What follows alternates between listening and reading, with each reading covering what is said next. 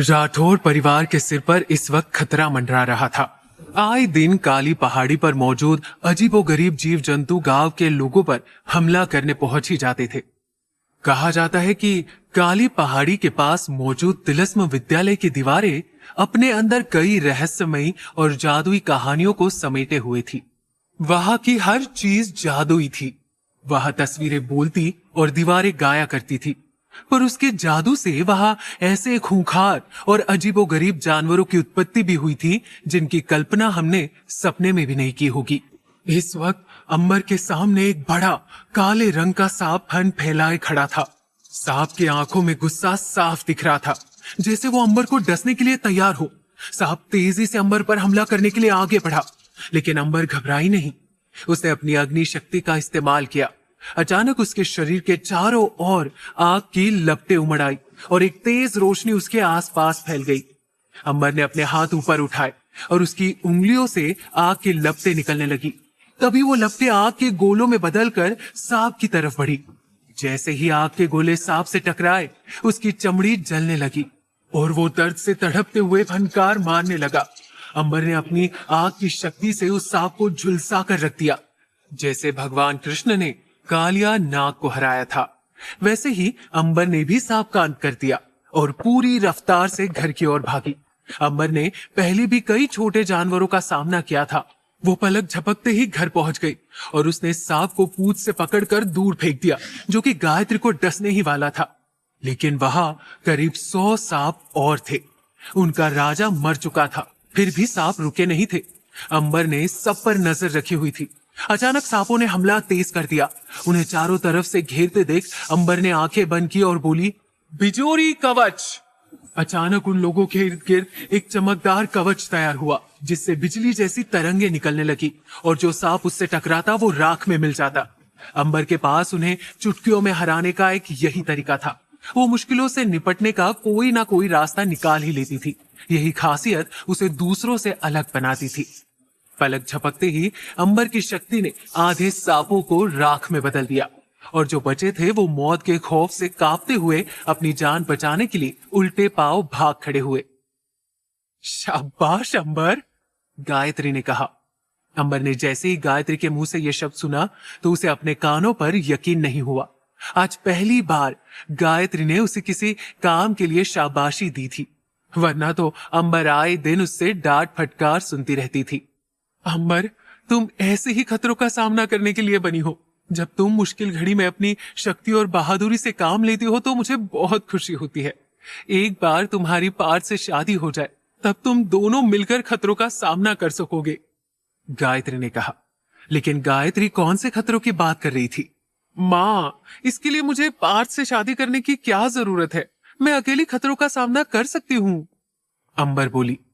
वो अब भी समझ नहीं पा रही थी कि सब उसकी और पार्थ की शादी करवाने पर उतारू क्यों थे। अंबर, गांव में बसने वाली कई खतरनाक शक्तियों से तुम अभी अनजान हो।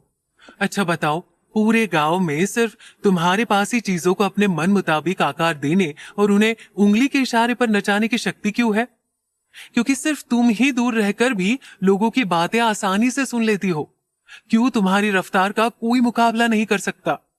क्यों सिर्फ तुम ही राजमहल की दीवारों को चुटकियों में लांग पाती हो?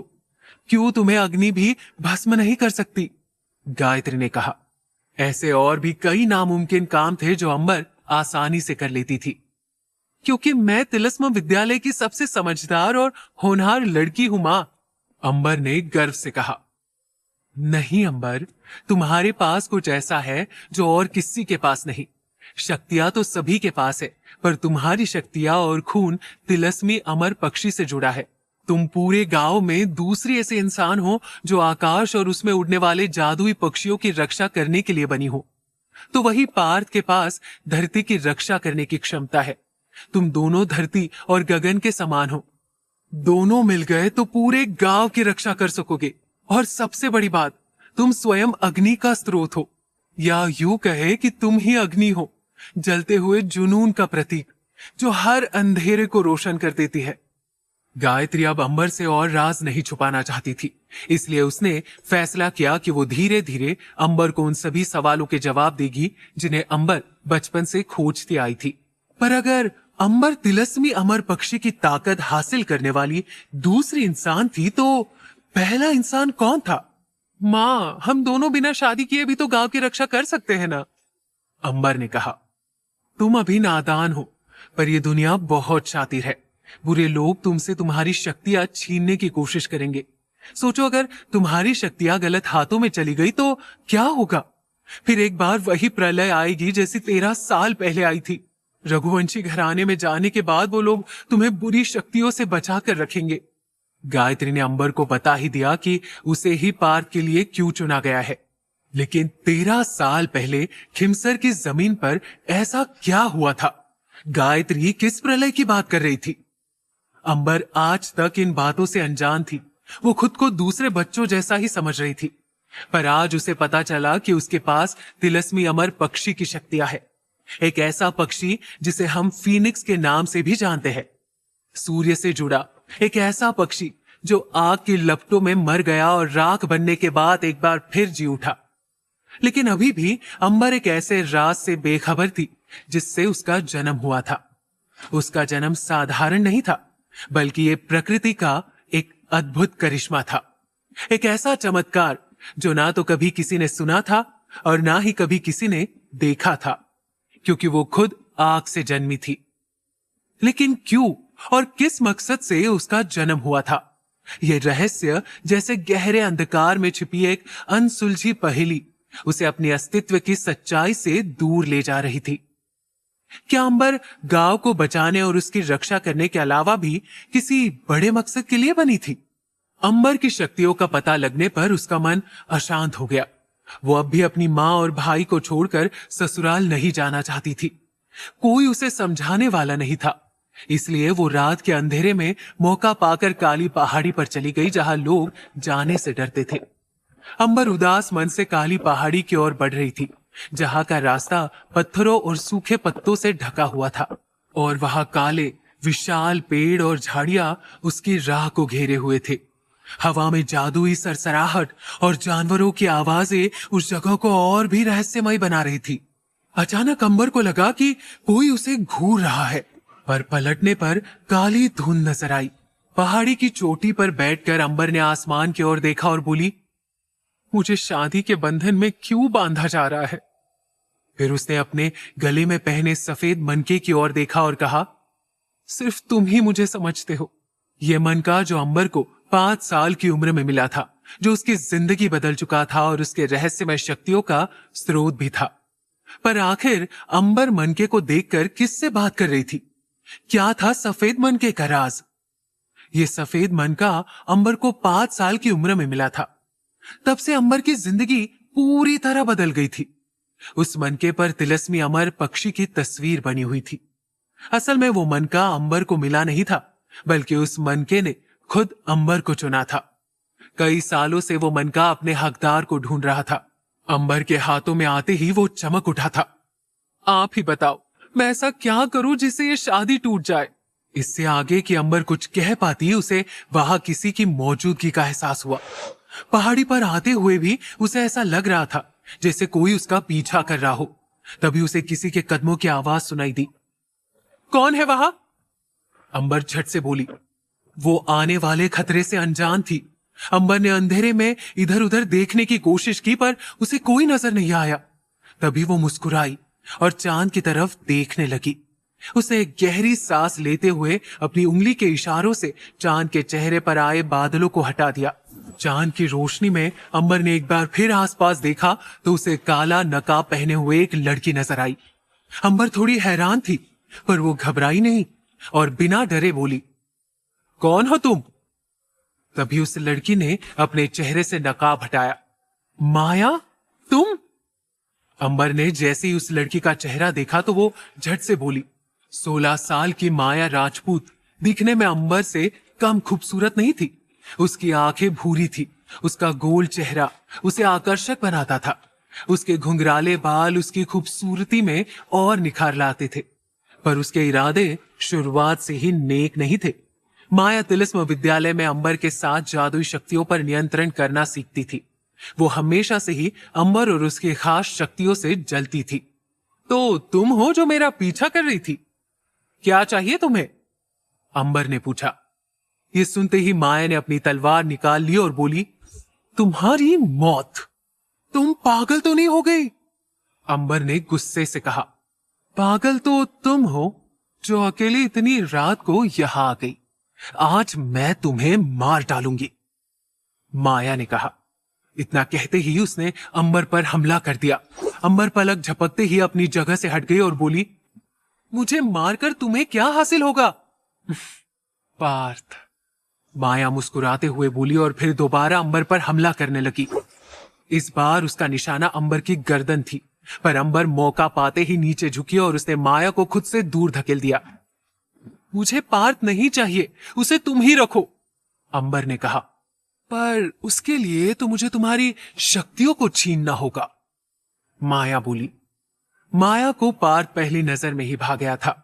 वो इतनी छोटी उम्र में उससे प्यार कर बैठी थी और उसे पाने के लिए किसी भी हद तक जाने को तैयार थी। माया बड़ी चालाकी से हमलों के दौरान बातों बातों में अंबर को पहाड़ी की चोटी के किनारे पर ले आई थी। मां ने कहा ही था कि बाहर खतरा है, अंबर मन ही मन सोचते हुए बोली। पर तभी माया ने मौका मिलते ही अंबर पर धावा बोल दिया। अंबर ने देखा कि वो फंस चुकी है। अगर उसने एक कदम भी पीछे बढ़ाया तो वो पहाड़ी से गिर जाएगी और आगे बढ़ने पर माया की धारदार तलवार उसकी जान ले लेगी।